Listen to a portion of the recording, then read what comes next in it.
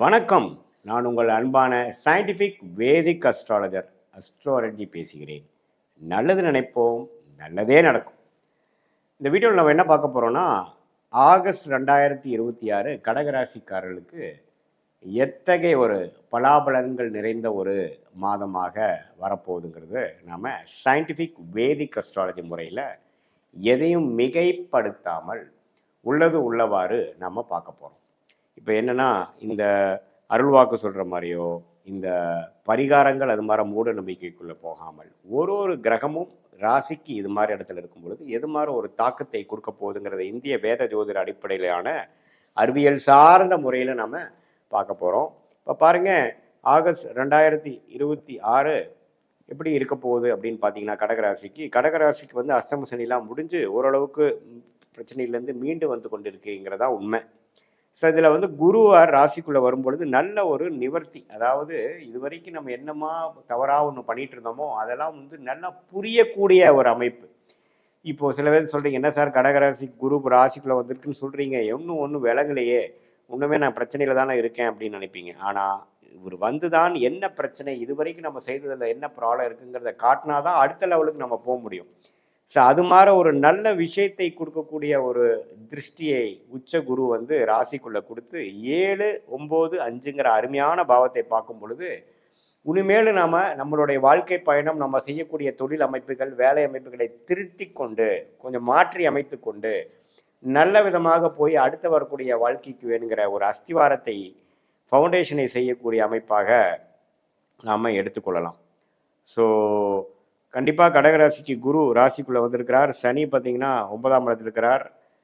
8ஆம் இடத்தில் ராகுவும் 2ஆம் இடத்தில் கேது இருக்கிறார். ஆனால் இந்த ஆகஸ்ட் மாதம் என்ன நடக்குதுன்னா, உங்களுடைய ராஜயோகாதிபதி செவ்வாய் 12ஆம் இடத்திலும் ராசிக்குள்ளேயே பார்த்தீங்கன்னா புதனும் சூரியனும் வராங்க.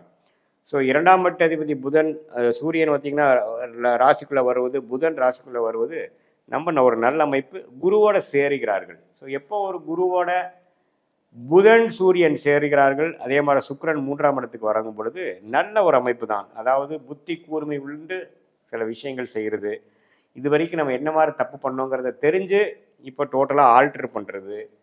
படிக்கிற மாணவர்களுக்கெல்லாம் பார்த்திங்கன்னா நல்ல உத்வேகமான ஒரு கான்சென்ட்ரேஷன், படிப்பு முயற்சி, அது மூலமாக நல்ல ஒரு பலன்கள். அதே மாதிரி இந்த ஐடி சாஃப்ட்வேர் அக்கௌண்டிங் லைனில் இருக்கிறவங்க, டெக்னிக்கல் லைனில் இருக்கிறவங்க, எலக்ட்ரானிக்ஸ் லைனில் இருக்கிறவங்க, ஆர்டிஃபிஷியல் லைனில் இருக்கிறவங்களுக்குலாம் நல்ல ஒரு தேர்ச்சி, நல்ல ஒரு புரிதல், நல்ல ஒரு வாய்ப்பு தேடி வரக்கூடிய அமைப்புகள் வேணுங்கிற ஃபவுண்டேஷனை கொடுக்கக்கூடிய ஒரு மாதமாகவும் கொஞ்சம் வருதுங்க. ஸோ இப்போ எப்படின்னா, இந்த ராசி இவ்வளோ ஒரு குரு புதன் சூரியனுங்கிற ஒரு நல்ல கிரகத்தின் தாக்கத்தில் மாதம் முழுவதும் இருக்கும் பொழுது ஒரு நல்ல சில விஷயங்கள் பல மாதமாக போட்டு கொண்டிருந்த திட்டங்கள் வந்து கொஞ்சம் செயல்படுத்தி அதில் கொஞ்சம் ரன்னிங்க்கு வரக்கூடிய அமைப்புகள், அல்லது பெரிய பிரச்சனையில் மாட்டிக்கொண்டு இருக்கக்கூடியவர்களுக்கு ஒரு சின்னதாக ஒரு ஓப்பனிங் கிடைக்கக்கூடிய அமைப்புகள் அதெல்லாம் வருதுங்க. அப்புறம் உங்களுக்கு மாதத்தின் செகண்ட் ஆஃப் பாருங்க, சூரியனுங்கிற தனகாரகனே 2ஆம் இடத்துக்கு போய் சில வருமானம் வர வேண்டிய பணம் கொஞ்சம் வந்து நமக்கு நிவர்த்தி பண்ணுற மாதிரி சில பிரச்சனைகளை வந்து நமக்கு சால்வ் பண்ணி கொடுக்கக்கூடிய அமைப்பாக நமக்கு வருது. ஸோ இதுதான் பார்த்தீங்கன்னா அந்த உங்களுடைய ஜாதக அமைப்பில் பார்த்தீங்கன்னா அந்த கடகராசிக்கு குரு புதன் சூரியன் செவ்வாய் 12 இருக்கும் பொழுது என்ன, உங்களுக்கு வந்து ஏதோ ஒரு இடமோ வீடோ ஏதோ ஒரு விஷயங்கள் விரயம் பண்ணி கூட சில பிரச்சனைகள் சால்வ் பண்ணிக்கலாம். அதுக்கப்புறம் அதை ரீஇன்வெஸ்ட் பண்ணி இன்னொரு இடத்துக்கு கொண்டு போகலாம். அது மாதிரி விஷயங்களும் கொடுக்கக்கூடிய அமைப்புகள் இருக்குது.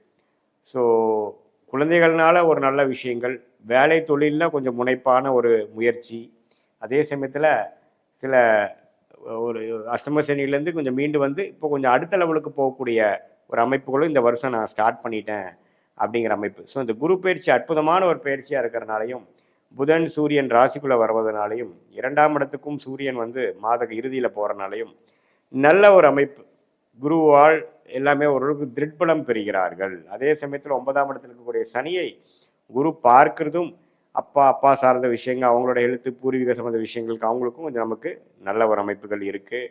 சுக்கிரன் 3ஆம் இடத்துல இருக்கிறனால 3ஆம் இடத்துல மறைந்து செவ்வாய் சனி இருக்கும் பொழுது உங்களுடைய இடம் வீடு வண்டி வாகனம் அது மாதிரி விஷயத்தில் கொஞ்சம் கேர்ஃபுல்லாக இருங்க. முயற்சிகள், அதாவது நீங்கள் வந்து இப்போ வண்டி வாங்குறது வண்டி மாற்றுறது டக்குன்னு பண்ணாமல் ரோட்டில் போகிறப்போ கொஞ்சம் கேர்ஃபுல்லாக போகக்கூடிய அமைப்பு. இதெல்லாம் வந்து கொஞ்சம் முக்கியமான ஒரு அமைப்பாக கடகராசிக்காரர்களுக்கு 2026 ஆகஸ்ட் மாதம் பொது பலனாக வருகிறது. இது பார்த்தீங்கன்னா மேலோட்டமாக பார்க்கும் பொழுது ஓரளவுக்கு நல்ல அமைப்புகள் இருந்தாலும் இப்போ கொஞ்சம் அப்படியே நீங்கள் செய்கிற விஷயத்துக்கு உடனே பலன் கிடைக்கலினாலும் செப்டம்பர், அக்டோபர், நவம்பரில் நீங்கள் ஆகஸ்ட் மாதம் இது மாதிரி சில விஷயங்கள் டெசிஷன் எடுத்து நீங்கள் பண்ணீங்களோ, யாரை கான்டாக்ட் பண்ணி பண்ணீங்களோ, அல்லது மாணவர்கள் வந்து எது மாதிரி லைனில் நீங்கள் போய் ஜெயிக்கலான்னு முடிவு பண்ணீங்களோ, அல்லது வியாபாரிகளாக இருக்கட்டும், சீனியர் சிட்டிசனாக இருக்கட்டும், என்ன சிந்தனை வந்ததோ அது பிற்காலத்தில் ஒரு நல்ல பலன்களை கொடுக்கக்கூடிய ஒரு அமைப்பாக கடகராசிக்காரர்களுக்கு இருக்குது. இது பொதுவான பலனே தவிர உங்களுடைய பிறந்த தேதி, பிறந்த நேரம், பிறந்த உரை வைத்து திருக்கணித பஞ்சாங்கத்தில் ஜாதகத்தை போட்டு நம்மளுடைய கன்சல்டேஷனில் நீங்கள் பார்க்கும் பொழுது உங்களுக்கு எது மாதிரி தசாபுக்திகள் போய் கொண்டு இருக்கிறது, எது மாதிரி அமைப்பு உங்கள் ஜாதகத்தில் இருக்குது, சயின்டிஃபிக்காக எப்படி தெரியுது, டிகிரி அடிப்படையில் பார்க்கும் பொழுது கர்மா எப்படி வேலை செய்யுது, பாஸ்டில் எப்படி வந்தீங்க, இப்போ ப்ரெசண்ட் எப்படி இருக்குது, ஃப்யூச்சர் எப்படி போக போகுது, நீங்கள் எது மாதிரி முடிவுகள் எடுக்கலாம், ஏன் இது மாதிரி ஒரு சூழ்நிலை நமக்கு வந்தது, இதுலேருந்து எப்படி நம்ம தப்பிக்கலாம், எந்த மாதிரி திசையில் நம்ம வந்து வாழ்க்கை பயணத்தை நம்ம மேற்கொள்ளுமான்னு பண்ணணும்னா ஒரு நல்ல ஒரு அமைப்புல ஒரு பிரச்சனை இல்லாத ஒரு அமைப்புக்கு ஃப்யூச்சரில் நம்ம போக முடியும். எது மாதிரி துறை நமக்கு யோகமாக இருக்குது, எது மாதிரி துறை யோகம் இல்லை, எப்போ கடன் அடையும், எப்போ நமக்கு வந்து பெரிய பிரச்சனைகள் முடிவு வரும், எப்போ உடல் உபாதைகள் குறையும், எப்போ கல்யாணம் ஆகும், எப்போ வந்து குழந்தை பேரு கிடைக்குங்கிற மாதிரி வாழ்க்கைக்கு வேணுங்கிற எல்லா விஷயங்களும் நம்மளுடைய தசா புக்தி அந்தர சூக்ஷமத்தை இப்போ நம்ம பேசின கோச்சார ஜோதிடத்தையும் சேர்த்து வைத்து பார்க்கும் பொழுது நல்ல அமைப்பாக நமக்கு வந்து இந்த ஒரு மாதம் வந்து ஃப்யூச்சருக்கு வேணுங்கிற எல்லா முடிவுகளையும் எடுக்கக்கூடிய ஒரு அமைப்பாக எப்படி வருதுங்கிறதையும் நம்ம கண்டிப்பாக பார்க்கலாம். இப்போ பாருங்கள், சில பேர்த்துக்கு பாருங்கள் தொழில் பண்ணலாமா, வேலை பண்ணலாமாங்கிறது ஒரு சந்தேகம் வரும். அதுவும் இல்லாமல் வெளிநாடு வாய்ப்பா, அரசு உத்தியோகமா அப்படின்னு இருக்கும். ஸோ நமக்கு யோகங்கள் என்ன, நம்ம கிரகங்கள் எப்படி இருக்குது, எப்படி நம்ம போனால் எப்படி ஜெயிக்கலாம், பாஸ்ட் எப்படி, ஃபியூச்சர் எப்படிங்கிறதெல்லாம் வந்து ஒரு கிரகத்தோட ஸ்தான பலம், திக்பலம், திருக்பலம் இது மாதிரி விஷயங்களை நம்ம பார்த்து அதுக்கு தகுந்த மாதிரி உங்களுடைய வாழ்க்கைக்கு வேணுங்கிற ஆலோசனை, எது மாதிரி டைம் லைன்ஸ், எந்த மாதிரி டைமில் எது மாதிரி நடக்கக்கூடிய அமைப்புகள் இருக்குது, எது மாதிரி டைமில் எது மாதிரி விஷயங்கள் நடக்காது, நம்மளுடைய பிராப்தங்கள் என்ன, நம்மளுடைய யோகமான கிரகங்கள் என்ன, யோகம் இல்லாத விஷயங்கள் நமக்கு தவிர்ப்பது எப்படி அப்படிங்கிறதை தெரிந்து கொண்டே ஆனால் நம்மளுடைய வாழ்க்கைக்கு வேணுங்கிற திட்டங்களை நாமளே தீட்டி எதிர்நீச்சல் போடாமல் நமக்கு ஆகாத விஷயங்களை செய்து கொண்டு நமக்கு எது எளிதில் நடக்குமோ அந்த மாதிரி விஷயத்தை போகாமல் நம்ம சிரமப்பட்டு துக்கப்பட்டு கடன்பட்டு அப்படிலாம் போகாமல் நம்மளுடைய கர்மாவை நம்மளே தெரிந்து கொண்டு அதுக்கு தகுந்த மாதிரியான முயற்சிகளை எடுப்பேனால் கண்டிப்பாக வாழ்க்கையில் எளிதில் நம்ம வந்து வெற்றி பெறலாம். பெரிய ஒரு துயரங்களை எல்லாம், பெரிய ஒரு பிரச்சனைகளை நம்ம தவிர்த்து வாழ்க்கையில் வெற்றி பெற முடியும் என்று சொல்ல விரும்புகிறேன். மீண்டும் மற்றொரு காணொலியில் சந்திப்போம். நன்றி, வணக்கம்.